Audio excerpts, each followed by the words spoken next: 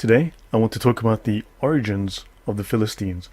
There have been a number of arguments back and forth for decades. However, the science is now becoming clear based on archaeology as well as the DNA evidence. The Philistines are not native to the Middle East. They are not original settlers of the land of Israel. They are originally from Europe.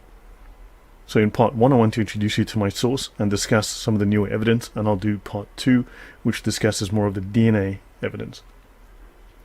I want to thank my subscribers who've supported me financially. Thank you very, very much. I've been able to purchase storage now. I've been able to buy equipment and software and other things that I've needed. So yeah, thank you very much to all of you for that. This is the Biblical Archaeology Society, and this is their library. This is an article that I found called Piece by Piece, Exploring the Origins of the Philistines. So this little headline here says, the Philistines have gone down in history as ancient Israel's arch-enemy.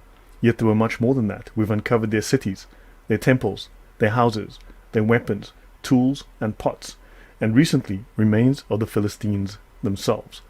Because they've discovered graves with Philistines in them, they can now trace the DNA. Thanks to new DNA analysis, we can now answer questions about the Philistines' origins. So, yeah, this is part of the BAS library, and thanks again to my subscribers, I've been able to afford an annual subscription. So again, thank you very much. I'm very grateful for that. This is the BAS website. Right. This is what they publish. They collect articles that relate to archaeology that would be relevant to the Bible. Right. So please do check out their website. And a little bit about them, if you go to the About page.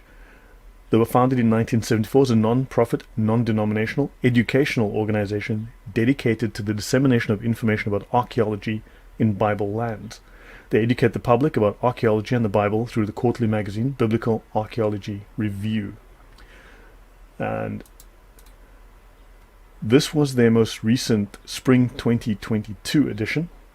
Piece by piece, exploring the origins of the Philistines. I'll be covering this, and I will make a brief mention of this because I will cover this article, Jesus in Arabia, tracing the spread of Christianity into the desert. So, short introduction to this. Our project may have found the earliest reference to Christian belief amongst the ancient Arabs. This looks like a 4th century reference in Arabia.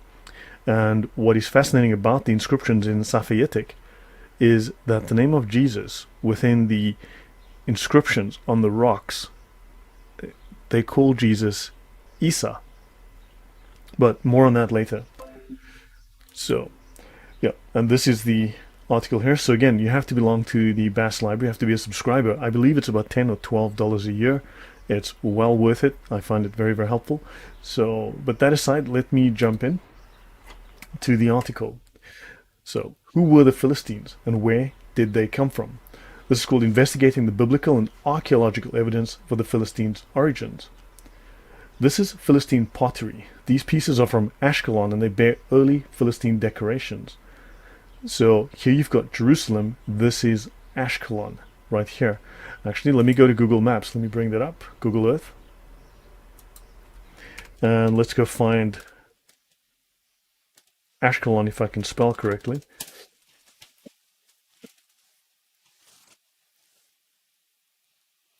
And there's Ashkelon. So here's the Dead Sea, the Qumran caves. Here's Jerusalem. This is Ashkelon right here on the coast.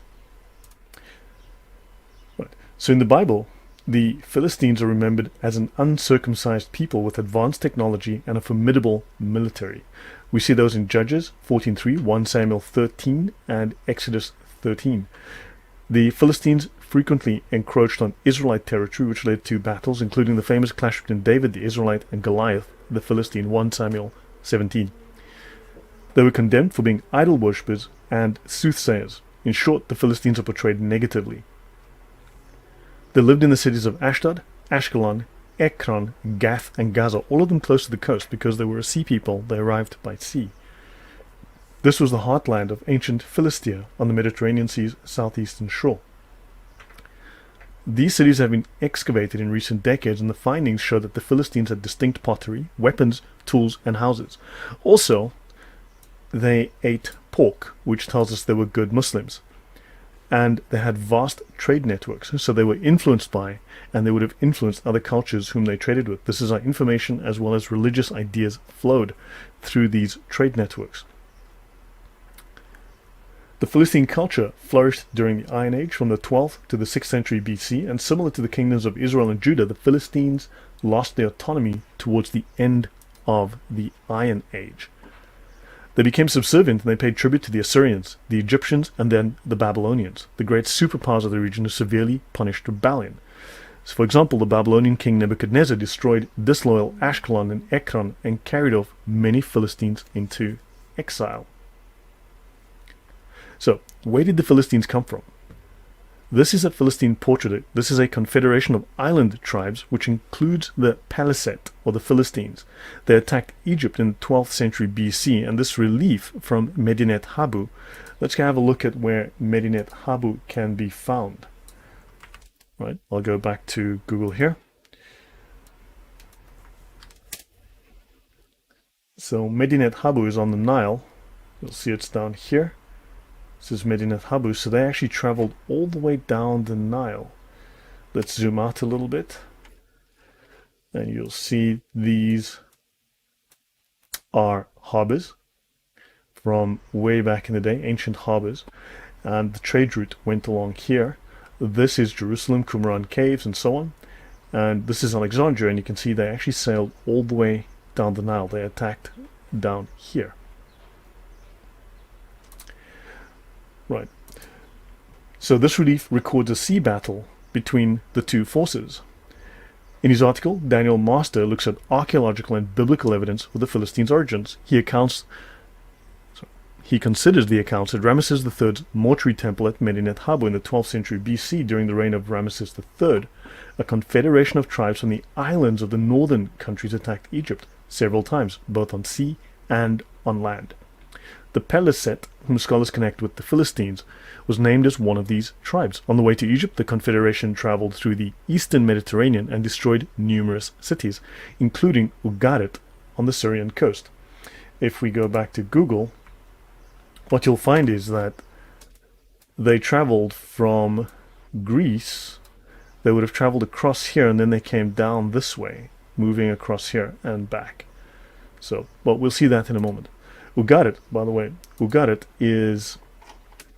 would have been part of Syria. So Ugarit is this region out here. Right.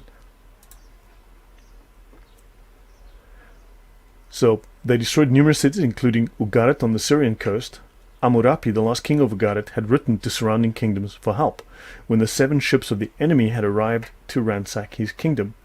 By the time help had come, though, it was too late. Ugarit was in ruins. These are some of the scenes here that were occurring. This massive sea battle. You see these people arriving on boats, attacking the land. Battleships. This drawing of a relief at Medinet Habu shows a sea battle between the Egyptians and people from the islands who had invaded Egypt in the 12th century BC. Egypt defeated the confederation, as recorded in one of the temple walls at Medinet Habu. A relief from that temple also depicts a sea battle between the island tribes and the Egyptians. In it, the islanders wear distinct headdresses, which clearly set them apart from the Egyptians. After being defeated, some of these tribes settled on the southern coast of Canaan, in what would become the land of the Philistines. Egyptian sources thus seem to record a migration of people from islands to Philistia. Master examines the evidence for Philistine origins in the Bible. The biblical authors remembered the Philistines as coming from a foreign land called Caphtor. Right, a foreign land called Caphtor. Genesis 10:14, Deuteronomy 2:23, 1 Chronicles 1:12, Amos 9:7, Jeremiah 47:4. Now, scholars have long drawn a connection between Caphtor and the island of Crete. This is the island of Crete here. This is Greece, Turkey. This is the city of Troy. This is Cyprus. This is Egypt. This is Ashkelon. Right, Jerusalem will be in this area here. So it seems they traveled from Crete. This is now the reigning, well, this is what the evidence now points to.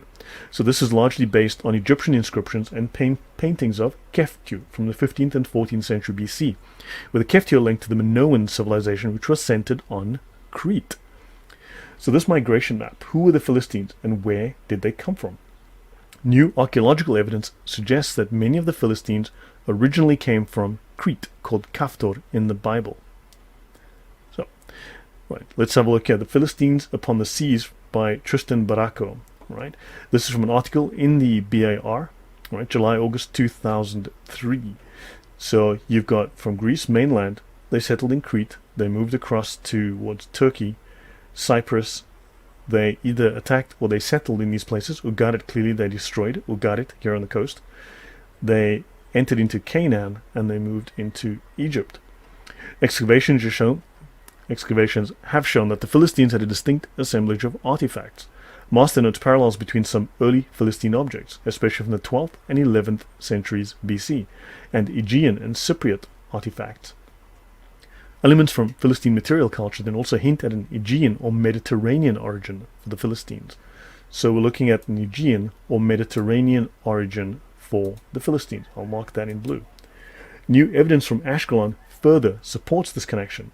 The Leon Levy expedition excavated in Ashkelon from 85 to 2016 under the direction of the late Lawrence Stager at Harvard University. For the last decade, Daniel Master co-directed excavations.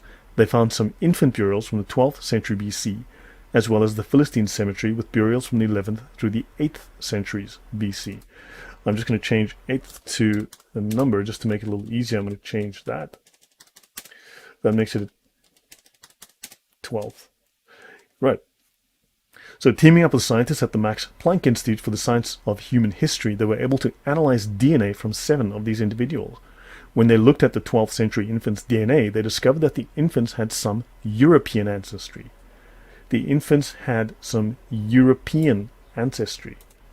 Crete proved to be one of the best matches for the infants' heritage when considering all of their genetic material.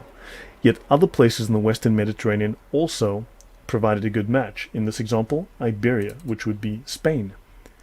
So now you're looking at Europeans from across Europe, from Spain as well as Greece, or Crete specifically. So this is very, very interesting. So they're not native to Palestine. They are from Europe. So they clearly were invaders, because Palestine comes from Plishtim, which means invaders. That's what the Hebrews called them, invaders. Interestingly, in the later individuals from Ashkelon Cemetery, this European ancestry has been so diluted to barely register. Master explains that by the 10th century BC, enough intermarriage had taken place between the Philistines and the local Levantine population that the Philistines looked a lot like their neighbors. While there was some evidence of the same Western European hunter-gatherer genetic input, for statistical purposes it could not be identified for certain. The best models showed that these people, the 10th and 9th century individuals buried in Ashkelon Cemetery, were descendants of both the 12th century inhabitants and the earlier Bronze Age inhabitants.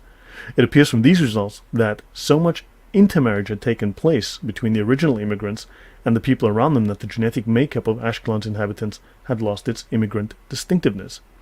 So through intermarriage they started to look like their neighbors. Their distinctive European look was now starting to assimilate with that of the Semites within that region. Yet Master clarifies, at this point in history, the Philistines still thought of themselves as distinct, as culturally distinct. This is evident in a 7th century inscription from Philistine city of Ekron. The inscription names Ekron's kings as Ikausu, which means Achaean or Greek. I'm going to make this bold again. It's highlighted, but I'm going to bold this. The inscription names Ekron's king as Ikausu, which means Achaean or Greek. The name Ikausu or Achish also appears in 1 Samuel 21:10 as Gath's king. The Philistines remembered their foreign origins. So the Philistines were aware of their origins from outside of that area, outside of the Levant, outside of Israel. Master concludes that the new DNA evidence, coupled with the biblical and archaeological testimonies, suggests that the Philistines originated in Crete. So that is not to say they were a homogeneous group, all coming from the Aegean world, but it seems that many Philistines did indeed migrate from there, bringing with them vestiges of Minoan culture. We can learn more about this ancient people in Daniel M. Master's article, Piece by Piece, Exploring the Origins of the Philistines, published in the spring 2022 issue of Biblical Archaeology Review. Right? So, this article was called Who Were the Philistines and Where Did They Come From? Investigating the biblical and archaeological evidence for the Philistines origins, right? Later on, I will go through this second article here, piece by piece, exploring the origins of the Philistines. Anyway, thank you for your time. I hope this was enlightening and starts to settle this long argument, and it shows that the Philistines are from outside of the area now today called Palestine. They are foreign invaders, and the Palestinians there today are not the original. They're not original to the land. They are from outside. And in fact, many of them are just Arabs who've just taken on this name. So if they want to go back to their homeland, they need to return to Crete. Right, thanks very much. Take care. Have a great day. See you soon. Bye.